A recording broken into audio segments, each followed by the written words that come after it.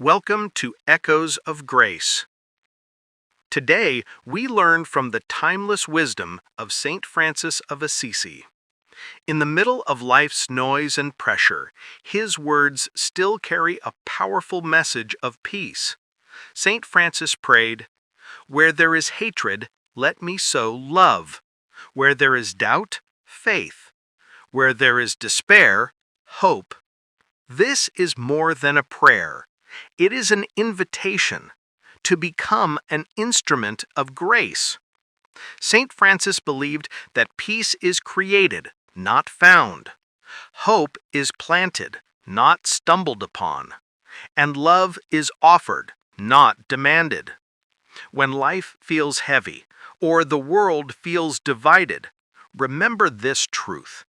You can plant hope. You can bring peace. You can shine light in someone's darkest moment. Start today with small acts, a gentle word, a moment of prayer, an encouraging message, a simple act of kindness. These seeds grow. These seeds matter. These seeds transform hearts. Lord, make us instruments of your peace. Let your grace echo through our lives, our words, and our actions. This is Echoes of Grace. Thank you for watching. May God bless you with peace and hope today.